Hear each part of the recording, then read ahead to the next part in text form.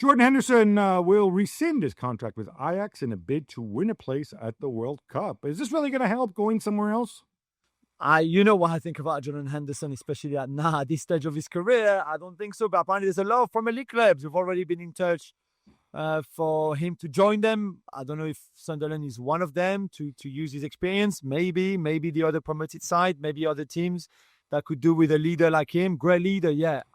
Not good enough for me to still be in the England squad to go to the World Cup. But Thomas Tuchel called him in his last international break, so I guess he still trusts him, still has faith in him. So yeah, if that's the case, if I suspect Jordan Henderson would have spoken to Thomas Tuchel, who would have said, listen, it's better for you to come back and play in the Premier League if you want to go to the World Cup, then that's a necessity for Jordan to try, obviously, and do that. So I'm not surprised that this is all happening. I expect him to sign for a Premier League club, and then let's see how good he can be this season coming. I want to see him go to Sunderland, where it all began, where he can team up with my man Simon Adingra and keep the Black Cats in the top flight. Back to the Club World Cup, Gab. The semi-final between Chelsea and Fluminense looked like a full course, but it wasn't easy, was it? No, they managed to. I mean, I wasn't there. I'm here in London, but it looked full. But the reason I say it wasn't easy was, as you know, we have this dynamic ticket pricing, and the ticket prices reportedly went from more than $470 to just $13.40 in less than a week. So they made a big effort. They dropped the prices a lot, and that's how they were able to pack the stadium. This is something they need to think about. Again, we're all taking for granted. I don't think there's going to have a problem putting bums on seats for the actual World Cup. Although, Jules, just last night I spoke to one of my fraternity brothers from university, actually, who he bought tickets. He bought the package for 6 games in Philadelphia. And or he bought the rights to purchase tickets, and then he found out that the whole package was going to cost him $72,000, which seemed pretty grotesque if he was going to get the whole package. So I think he's going to decline and maybe place his faith in dynamic pricing. It's done. Theo Hernández is finally an El Hilal player. Milan get 25 million euros, which isn't bad considering he had a year left on his deal and that nobody liked him at the club anymore. Jules, is this going to impact his international career? I don't know. We'll have to see. I mean, we saw N'Golo Kante being called up by Didier Deschamps while playing in Saudi Arabia, so maybe not. He didn't want to go there. He wanted to go back to Atletico Madrid. Atletico Madrid could not just find a deal with AC Milan, who wanted those 25 million euros, got them from Al Hilal, who already have a decent left back in Renan Lodi and have a right back in Joao Cancelo that can also play left back. So I'm not sure how much they really needed, Theo. And again, especially with the fact that he didn't fancy it going there, didn't really want to go there. But for Milan, it's great business. There's no doubt about that. You know what? After the season that he just had. I'm going to pick on Theo Hernández because I do not like that man, Theo. This whole thing about he didn't want to go to Saudi Arabia, he wanted to go to Atletico Madrid, blah, blah, blah.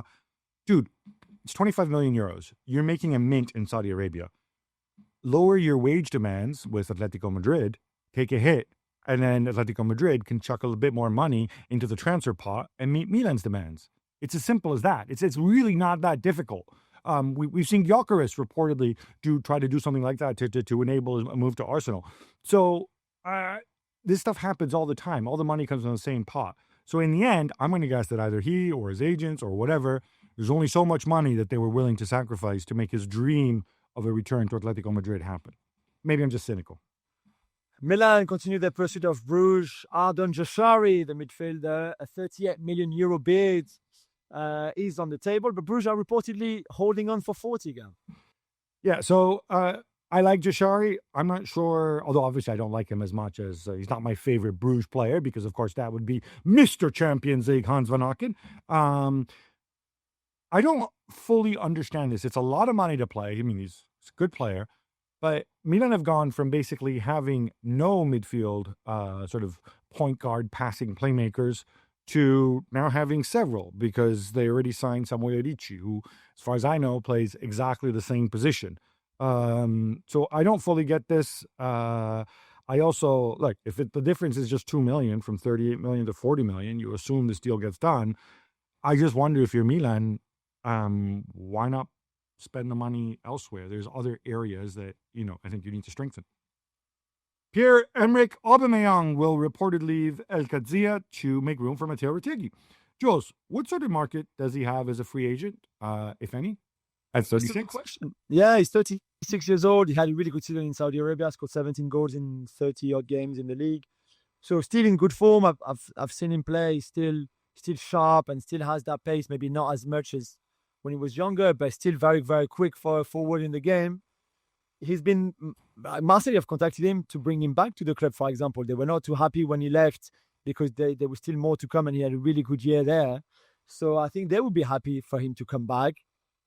Is that the kind of club that he can hope for now? Is that the kind of club that will be his market for the season? I don't know. It's really interesting. I didn't think he would leave Saudi Arabia. I thought he would stay the second season and take his money and everything. But clearly he's got higher ambition than Saudi Arabia and wants to come back to you. Good for him. I think he's made enough money now that he shouldn't let wages stand in the way. Go play where you want to play, young Pierre-Emerick. Carlo Ancelotti has made the headlines, but not for the right reasons this time. Yeah, so you remember his tax trial. He was acquitted of most of the charges, but in the end he was convicted on one of them. It's a 1-year sentence. He's not going to go to prison because you do not go to prison in Spain for non-violent offenses of less than 2 years. He obviously maintains his innocence. This has to do with this goes all the way back to 2014 when the people who were looking after him at the time, they were found to have set up some offshore companies to deal with his image rights, and there was a dispute over his residency. Was he in Spain? Was he not in Spain? Blah, blah, blah. I think he's just happy that this whole affair is behind him. Gabriel Heinze has joined Mikel Arteta's backroom staff at Arsenal. Jules, your thoughts? Yeah, he replaced Carlos Cuesta in a way, who left to go to Parma to be the head coach there. Gabi Heinze played for PSG and he also played for Marseille. So I don't love him as much as if he's just been a PSG legend, but he's still a very good guy, very good coach. Him and Mikel Arteta have been friends for a very long time since they played together in Paris all those years ago. And I think Gabi, who had been a number one manager, by the way, before in Argentina, I think can bring a lot, not just in terms of assisting Mikel Arteta in the staff, but also to work with defenders, also for the personality, the leadership, all of that. His English is decent too. So I think there's good things to come from Gabriel Heinze at the club. I think people need to realize, might go and look at his record as a coach, as a number one. And I think he had 4 separate stints, 3 in Argentina and 1 with Atlanta United in MLS. And they kind of generally mostly ended badly. Certainly Atlanta United did.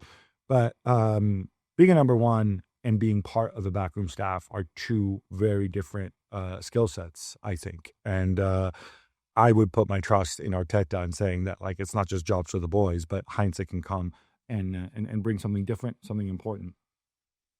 Evan Ferguson is being linked with a move to Serie A, Gab, with both Roma and Atalanta being linked with him. Is this the right place for him to relaunch his career, do you think? I don't know. Roma, ridiculous amounts of pressure. Atalanta, you're going to have, obviously, Scamacca coming back. You're going to have competition for the starting role, and you're going to have a new manager in Ivan Juric, who is, replacing a guy, Gasperini, who'd been there forever. So, frankly, I don't think either one seems ideal. It's great that he wants to challenge himself. I think there's a special player in there. He needs to find his way again. I remember Mark Ogden suggesting that United should have signed Ferguson 2 years ago. Obviously had a bit of a nightmare last year. But you know what? He wouldn't be the only forward who kind of lost his way at Brighton and then did really well elsewhere. Obviously, that was the case with Gyökeres as well. So, maybe he can relaunch it. And good on him for saying, let me explore something abroad. Yeah, I agree. Now, we had so much fun the first time around. Let's do it all over again. It's time. It's Texter time. O Globo in Brazil report that Botafogo fired their coach, Renato Paiva, after the Club World Cup because he wasn't willing to take advice from our hero, John Texter. Jules, will Davide Ancelotti be more accommodating? I don't think so. I don't think so at all. I mean, We've told you, JT, already, don't get involved in the football side of him. You know nothing about football. I'm not even sure you know too much about running a football club in the first place, let alone the football team itself. So let Davide Ancelotti do his things. He's worked with his dad for a while now. I think he's earned the right of being the number 1-9 and have that chance. In a way, I'm a little bit surprised that Davide went for this job and took it, considering the John Textor is there and we know what John Textor is about now. But good luck to him. But yeah, I don't think he will take any kind of interferences. Well, it's funny because obviously Davide's dad, Carlo Ancelotti, has a long history of being able to work and succeeding in environments at big clubs with owners or presidents who love giving their advice, whether it's Florentino Perez at Real Madrid, Silvio Berlusconi at Milan, Roman Abramovich at Chelsea, maybe even Nasser at Paris Saint-Germain. So I don't know if he thinks Davide is cut from the same cloth. Maybe he is, but I'll tell you what, if these Renato Paiva stories are true, or maybe just a way to embarrass John Textor even more, since the media in Brazil clearly do not like him, I don't know. But like you, I'm fascinating to see what Davide can do in Rio. And even more Textor time, Gab, because he got so much stick for trying to change the name of Molenbeek, that now he changed his mind again. Yeah, so Molenbeek's full name is, and this is a Belgian acronym. I am not Belgian adjacent like you are, Jules. So if you know what these letters actually stand for and can pronounce them, please go for it. But Molenbeek are actually RWDM. And she was going to change the name of the club to Daring Brussels. And this prompted a massive outcry from former Molenbeek players, including the legendary Frankie van der Elst, Hugo Broos, a bunch of them. So he's like, okay, fine, screw that. I'm not going to rename it Daring Brussels. I'll call them RWDM Brussels. I think you're kind of missing the point. I think they just don't want the Brussels in there. They're proud of being Molenbeek. They just want the RWDM. I don't know if he thinks that Brussels is such a world capital that maybe having the name Brussels in the name of the club somehow helps them. I'll tell you what, if that was the case, then maybe the clubs in London have got it all wrong. Maybe it should be West Ham United London and Chelsea London and Arsenal London and Spurs Londoners or whatever. I don't know. This seems like such a stupid distraction of a story that he is crapping on with this name change when he has much, much bigger fish to fry, like perhaps paying Botafogo's debts to MLS or avoiding the near catastrophe that happened to Leon. That I don't know what to say anymore. Just other than, John, you're the gift that keeps on giving and entertaining. Another Messi friend is being strongly linked to Inter Miami, Jules. Yeah, that's Rodrigo de Paul, who apparently wants to leave Atletico Madrid and go to Inter Miami, go to play in MLS with Messi and with Suarez and Jordi Alba and Sergio Busquets, all of that. I mean, I'm not sure how financially Inter Miami would be able to do that and recruit a World Cup winner and a player like De Paul, because their three DPs are obviously taken already by Alba, Busquets and Messi. But hey, they found a way of signing Suarez when a lot of us didn't think it was possible. So I'm sure they'll find a way of signing Rodrigo de Paul as well. Maybe Jorge Mas can sign him to one of his other teams and loan him to Inter Miami. Yeah, maybe, yeah. The love affair never ends, Gab. FIFA are opening an office in New York, and guess where? In the Trump Tower. Yeah, so this is not a great look. And the reason it's not a great look is obviously they already have an office. I believe they only have two offices outside of Switzerland. One is in Paris, where FIFA was invented, and the other one, of course, is in Miami. But it's not a good look just for historical reasons. Trump Tower is where Chuck Blazer, of course, the disgraced head of CONCACAF, who played a huge part in bringing down FIFA when he was busted by feds and decided to rat everybody out and wore a wire. This is where he lived. This is where he had his office. This is where he had his two apartments. One of them was apparently occupied largely by his cats. It's just the optics of it aren't good because of FIFA's history in that building, leaving aside the fact that, you know, his landlord happens to be the president of the United States, which may be transactional and expedient when you're trying to organize a World Cup in the U.S. So he's getting a lot of stick over it. It's a lot of unnecessary stick. People are saying he's sucking up to the president. I don't think the president particularly cares either way, whether FIFA rents an apartment from him or rents office space from him. Yeah, I don't really follow it. I do think he's taking this a little bit too far, just in terms of honoring the history of FIFA and being mindful of that.